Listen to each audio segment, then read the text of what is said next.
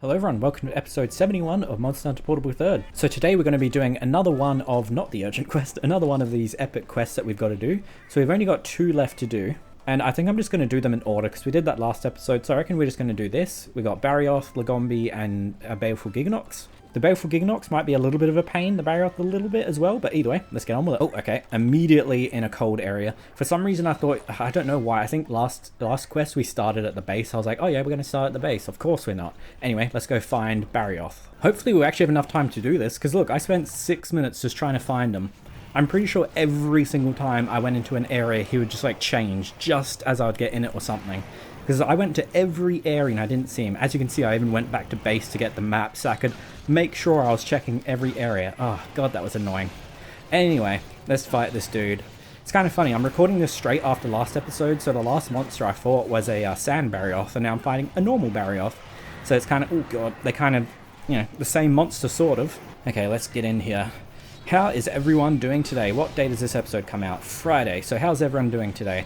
As I said, I'm recording this the exact same day as I recorded the last one, so I can't give you any updates about how my week's going, how the exhaust went, etc., because it hasn't happened yet. It's literally like 10 minutes after the last episode. I just went and ate something and had a drink, and that was it. Nothing else has happened. Today's actually quite warm. The past couple of days have been warm, like not hot, just like a little bit warm. I think today, let me check actually. Today is 26, yesterday was 27, and the day before was around about 25, I think. So the last couple of days have been kind of warm, considering it's, like, you know, it's spring, not spring, it's autumn where I am, like, you know, so going into winter soon enough. You don't really expect too many days like this, but it's actually, like, kind of that perfect temperature. Like, you know where it gets too hot, but then there's also too cold.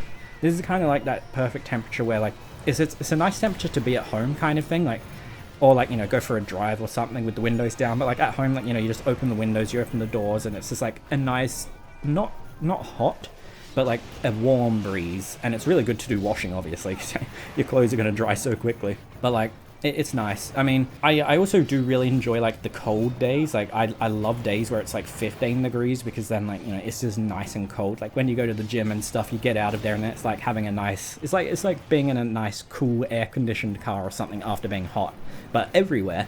But I know for a fact that once it gets to winter time, I'm going to really miss like nice warm days, because every winter I'm just like, oh, I wish it was like spring, and every summer, oh, I wish it was winter type thing, because I don't really like summer heat. Summer heat's a bit too much, but spring heat is perfect, because it's like, you know, mid-20s, nice clear skies. Summer's like, you know, 35, 40 plus on some days. It's like, oh, that's just a bit too much. But nice warm days are nice. When it's the cold, like the really cold days, you're like, oh, I wish it could just be a little bit warm. And then when it's the really hot days, you're like, oh, I wish it could be a little bit cool. You always want the exact opposite of what it is. It's kind of funny how that works. But yeah, what temperature is it for all you guys? Because obviously, like, you know, everyone's in different locations. So like if you guys are in the northern hemisphere, you're in spring now. Oh yeah, should be. I guess it depends on, I'm not sure if some places use a different like seasonal calendar or whatever it's called, so maybe it's not, I don't know. But either way, it'll be warming up for you guys. So what's it like? Is it nice? Do you guys glad? I saw recently, oh geez, of course, I saw recently in I'm not sure if it was all of UK or just like England, but it got like quite warm. And the funny thing is, like, when you see like heat waves for England, like everyone's just like, oh, that's so funny, but it's not even warm, where it's like, you know, mid to high 20s or something. That actually is warm in the UK. Like if you've been to the UK, you know that like mid to high 20s is actually quite warm, because it's a humid warm. I mean, I guess if you're used to like 30 to 40 degrees in a humid climate, it wouldn't be warm to you. But where I am, it's a dry heat. So I remember like when I went to the UK back in 2016, 2018, those years, it got like, there was a day where it was just like mid 20s. And it was actually really, really hot, because it was so like wet and sticky. Because as I said, I'm used to dry heat, and that was a humid heat. So it was actually hotter than, like, to me, it felt like it was 35 to 40 degrees, like no kidding, because of the humidity. Because as I said, I'm used to dry heat. Like a lot of people say, oh God, I forgot he does that. A lot of people say like, people that have been in like humid heat say that like, you know, humid heat, what was I saying? Oh yeah, that dry heat is like worse than humid heat. I don't think so. I think humid heat is way worse than dry. Because with humid heat, you can't really cool down very well. At least in dry heat, you can cool down relatively easy because there isn't high humidity. So like I find dry heat so much better. Like it's still like you feel like you're being absolutely cooked by the sun, I'll say that, but it's you can cool down at least. In humid heat, you can't really cool down anywhere near as well. At least that's my experience, at least. Like if you have like an AC or something, obviously you're gonna be able to cool down. But I mean like without ACs or anything like that, just like generally, because like, you know, if you're humid, oh my god, didn't let me do the slash again. God. But yeah, it's like, you know, if it's a humid heat, you can't really sweat like very well because it's already wet, so like it's not evaporating. But like with a dry heat, there isn't humidity in the air, like not much of it, so when you're sweating it is being evaporated off, so you can actually cool yourself much easier that way. That's my experience, at least. I mean, obviously I haven't actually ever lived in a humid, like, well, a more humid climate anyway, so maybe it's better when you get acclimated to it. I don't know. I've only lived where I am right now, so I'm just used to dry heat and, you know, whatever other temperatures my area gets, pretty much. It's almost always low humidity though. It's never very high. It's actually quite warm in my room right now because I'm, you know, recording, got the computer on. I don't have any fan going. As I said, like, it's only 26 outside, but like, you know, with the computer going, no windows open, fan not going, like it's probably actually closer to 30 in here. So, you know, it is what it is. I don't have the window open, by the way, just because like the mic picks up on too much sound, because like, you know, I live next to a busy road, so it's not really worth it to have the window open, because then you'll hear literally every single car going by, every single ambulance, even though you already can, but even more clear, every single motorbike, everything. It just wouldn't be good. So I have to keep that closed. I even have to like close the doors of nearby rooms that have windows open and stuff, because like some of the rooms you just like keep the windows open at all times, like bathrooms and stuff. So like that, I just close the door so then the sound doesn't get through. Or at least, you know, I try and make the sound not get through. Also, I still don't have any well-done steaks, but I do have 10, well, I have 9 now because I used one, but I had 10 rare steaks, so I did bring them. Obviously, they're nowhere near as good as a well-done steak, but it's better than having no stamina items, because before supplies get delivered, like, you don't have any, you have nothing for stamina. So, like, my stamina was already pretty low, so I popped one there. I think, what does rare steak do, like, two like, stamina bits or something? I'm not sure, because I was down like almost half, and now I'm like almost full, so not quite full, but almost. Anyway, let's get this tail off. I got the sand Barioth's tail off, so I got to get normal Barioth's tail off as well. Got to keep it consistent. I feel like this quest might actually take a while, thinking about the fact, because there's 2 Lagombis, by the way. It's like the same as the other things, 2 Lagombis. But like this Barioth and then a Bale for Giganox as well. Like, I feel like both of them are going to take quite a while. Oh, there we go. Finally got the tail off. Nice. I mean, I guess it's kind of like last episode where we did the Barioth. That actually took a little while as well. I think this Barioth, though, will take a slightly longer than just a standard Barioth as well, though. And then we got one more quest after this, which I think... Let me slash. Oh my god, there we go. I think that, if I remember right... Oh, limping. Nice, yeah. That's not too bad. I think it had a Rathalos, a Steel Uragan, and something else. Wait, did I kill him? Oh no, he's roaring. I thought he died there. I was going to say, wow, okay. Okay, so annoyingly, we actually had supplies delivered as soon as I left the area, but, you know, maybe I'll get them once I do this, but I don't really need them yet, to be fair. Maybe I'll just wait until we get up to Baleful Giganox, but I probably should at least, like, grab the paintballs and the rations and stuff. The other stuff I probably don't really need, to be fair, but, you know, it's always good to have anyway, just for extra items. Like, the first aid meds are good, so you don't have to use all your megas, because, like, yeah, you get megas back. There we go. You do get megas back, but still, it's nice not to use too much. Actually, yeah, I'm going to go get supplies now, and then we'll fight the Lagombis. Here we go. Here's one Lagombi. Let's get this dude down. I really don't think that these Lagombis are going to take long. Like, Lagombis, obviously, that's why there's 2. But, I mean, Lagombis are really, like, quite an easy monster. I just like with the Volvidons, I don't really want to fight 2 at once, though. With these guys as well, that would be annoying, because they slide around so much. Like, they just slide around half the map. It's like, even just, like, if you have one, like, there we go, like that. So, like, there's one halfway across the map, but they're still sliding. Oh, okay. I will paintball this one, just so we know where he is for next time, like once we get the other one down. And then we'll also know if he's like coming into the zone where we're in. Okay, these Bullfangos are really annoying me. They keep getting in the way, like Bullfangos always do. I'm not talking too much during these Lagombis, I reckon. Like this one I haven't talked much, like too much so far. I probably won't talk heaps during them, just because like they are just Lagombis. I don't think I have too much more like updates or stuff to say, so I think I'll be a little more silent during these Lagombis, I reckon, and especially because I reckon that Baleful Giganox is going to take a minute. Also, how hasn't this Bullfango noticed me yet? Like, I would have 100% sure it would have noticed me by now. Oh yes, Oh, come on. Oh, damn it. I was really hoping that I'd just get that slash just on the corner of his leg, but nope. No deal for me. That Bullfango still hasn't noticed me. I swear, like, the radius or whatever they do, line of sight, or whatever it is in this game, for the small monsters, like the Bullfango, it's so tiny. Compared to, like, Freedom Unite, at least. I swear with Freedom Unite, just getting in a zone which has a Bullfango in it instantly aggroes it on you. Oh, at least Lagombi killed it for us, so we don't have to deal with that anymore. There we go, we've got him limping, so this one will be down very soon. Let's get in here and finish the job. And then we'll be fighting the other one, and then we'll be on to Baleful. Oh my god, can you get out of the transition zone? I hate it when they go in there. Because if the cat killed him, or if I killed him in that area, then I wouldn't be able to carve him, probably. I mean, I'm not too sure, like, how close he was, like, the actual, like, hit area for changing zone. But he was close enough that I'm worried. I've had that happen a bunch of times, though, like, over the years, where you'll kill a monster just in the area, so then you just can't get the items. So annoying, because like, you try and just get on, like, just try and carve it, but every time you change zone. There we go, finally got that one down. So we're on to the next one now. Okay, let's get this one down. I didn't have to carve the other one at all, because I literally didn't use a single Mega Potion, so at least I'll have full Mega Potions for Baleful, because obviously I'll have this one. Oh, actually, the other body stays there until, like, this one despawns as well, so even if I used a bunch, which I really don't see that happening, but let's just say I did, I could even quickly run back and carve that one as well. Because it only despawns once this one is dead and despawns as well, because their despawn timer, like, it doesn't start until this one dies. Because then when they both despawn, then Giganox will spawn, which I assume will be in the caves, I would imagine. We only fought, like, I think 1 or 2 Baleful Giganoxes in the main game, didn't we? I think it might have been 2, actually. Well, why am I saying main game? This is the game, you know what I mean? Like, when we were playing through before. Is Baleful electricity? I think it is, isn't it? I can't remember. Or is the normal one electricity? One of them's poison, one's electricity. I think Baleful's electricity?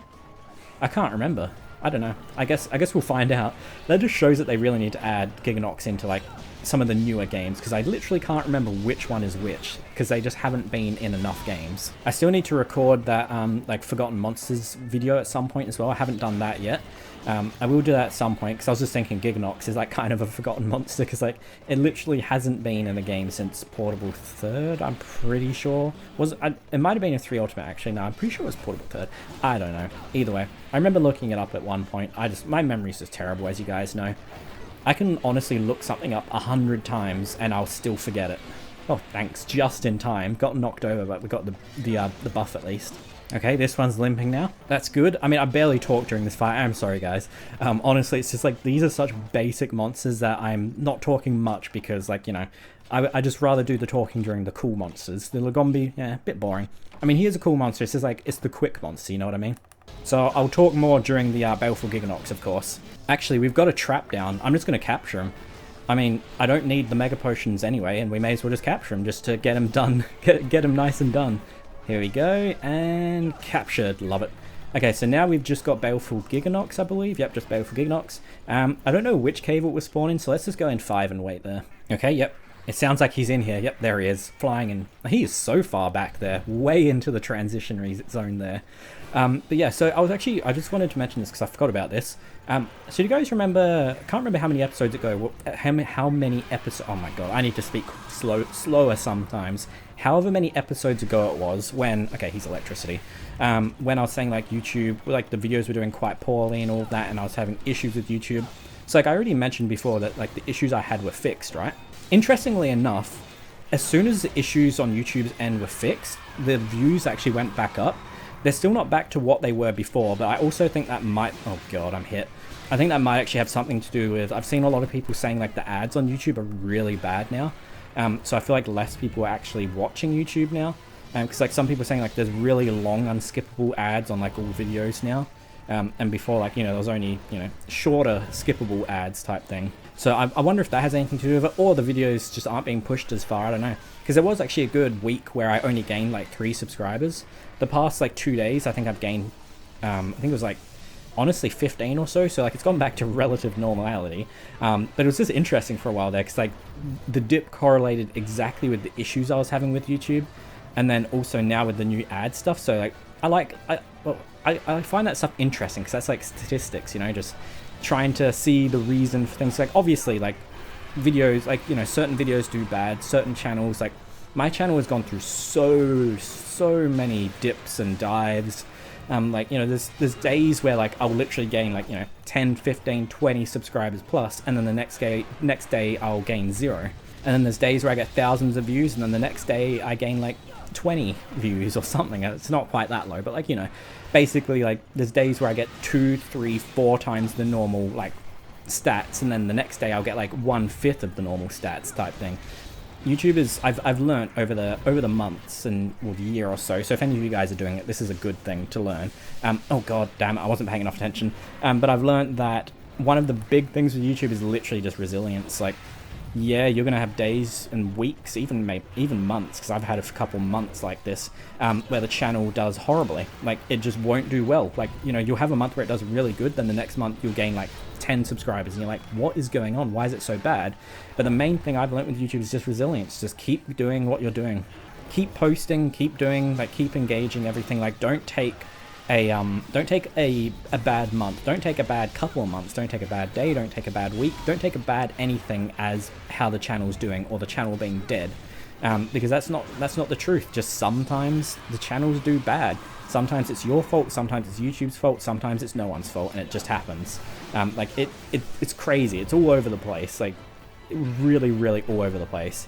But I mean, I'm literally, like, my channel isn't like massive, but it's big in my opinion. But like, you know, it's a good example of exactly that, because as I said, I've actually had months where the channel did horribly, and then like literally months later, like, well, last month and the month before, I gained like 150 subs in 1 month, like on both of those months, which is absolutely insane, because literally the month before that I only gained, I think, 30.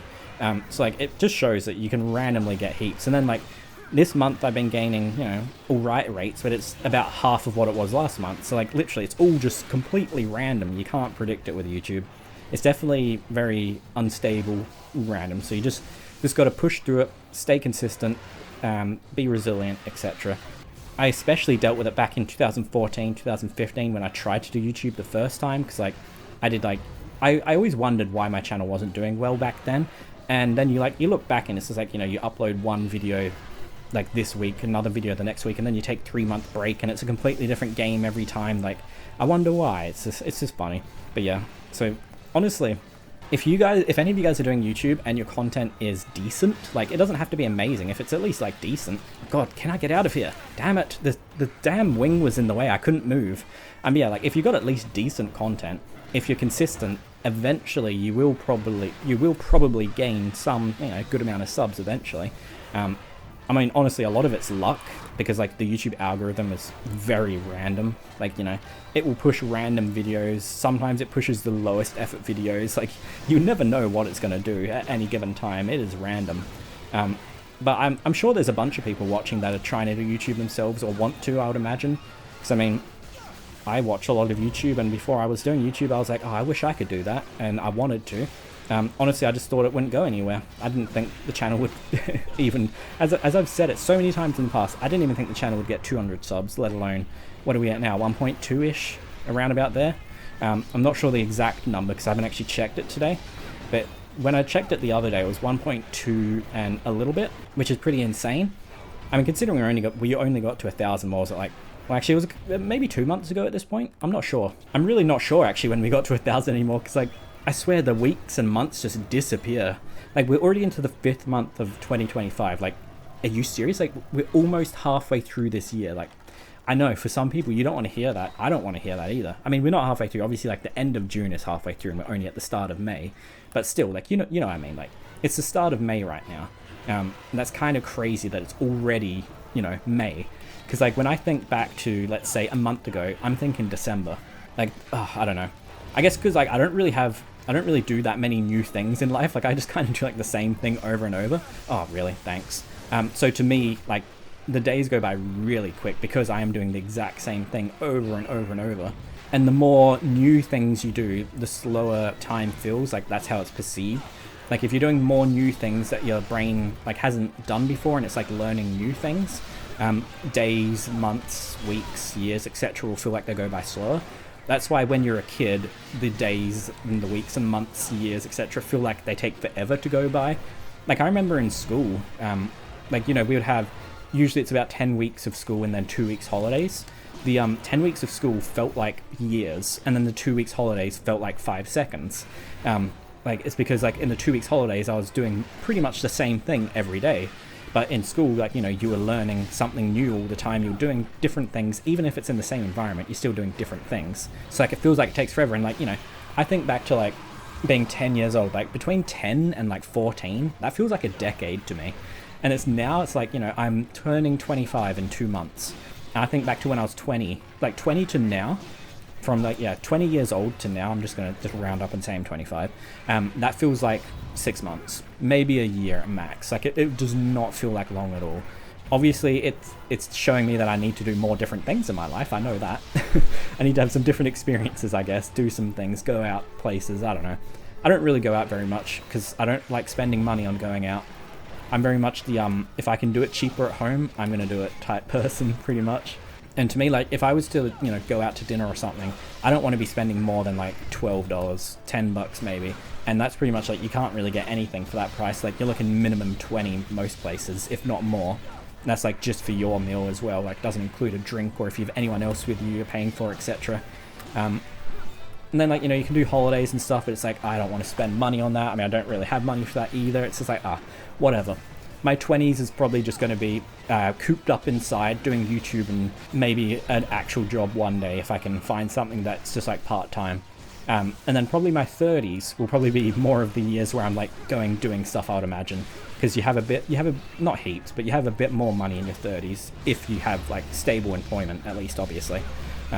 Not always, like, obviously it's different for everyone, but like, I'm just saying for me, that would more than likely be the case. Especially like with YouTube and a part-time job type thing, because like YouTube, I don't plan on stopping, so like, you know, say in 5 years when I turn 30, like 5 years is oh, he's limping already, wow, that's easy.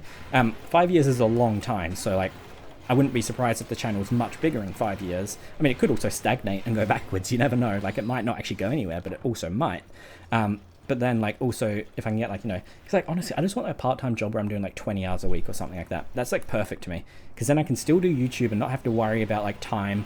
But then I get a little extra money, but whatever. I'll find one day. Anyway, let's get this oh my god, I can't speak. Let's get this Giganox down. I do like Bale for Giganox because he goes red and he's all electrified. Oh my god. Sorry, I really can't speak today. And he's purple underneath. It's just cool. I mean, he's really not much different to normal Giganox, but, you know, that's subspecies for you. As I always say, I love subspecies because they're usually just a basic color change. Oh my god, can you stop jumping around, man? Just sit still. But yeah, that's exactly what Baleful is. Like, yeah, he's an electric version, but he's just, you know, a slightly different color. Oh, 10 minutes, wow, okay. We don't have long left. I mean, we'll easily be able to do it because he was already limping, obviously. But I think those like 5 minutes at the start of the quest just trying to find Barrioth, really, that dug into the time. It really did. I wonder how next episode will go then, because as I said, I'm pretty sure it's a Rathalos. Oh, I don't even care. It's a Rathalos, Steel Uragan, and honestly, I can't remember what it is. I feel like, is Rusted Dramboros in this game? Maybe it would be that. I'm not sure if that's 3 Ultimate though. I don't know. After this quest, I'll have a look at what it is. I remember it being something that will probably take a minute though. Oh, okay, there we go, objective cleared. I killed him when he was in the air. That's kind of crazy. I don't think I've done that before. And we got all our Mega Potions back. That's awesome. Okay. He was easier than Barrioth. That's surprising. Because I was expecting the harder monster to be at the end, not the start. Okay, I don't know how long this episode will be because I was very quiet during the Lagomnis and all of that, so this might only be like a little, like 20-minute-ish. It might also be way more, I don't know. Anyway, let's see, what have we got left? Oh, okay, so it's a Steel Uragan, Great Roggy, and a Rathalos, so that's not bad. I was thinking the Great Roggy was going to be something hard. But yeah, that won't be too bad. I mean, the Steel Uragan will be a bit of a pain. The Rathalos, a little bit of a pain, but that's not too bad. Anyway, so this is going to be the end of this episode, guys. So I hope you guys enjoyed, and if you did, don't forget to like and subscribe. And if you'd like to join the channel as a member, you can. I'll show up on screen now the members we have. Thank you all very much. And yeah, I'll see you guys in the next episode for that final epic hunt. See you guys then. Bye.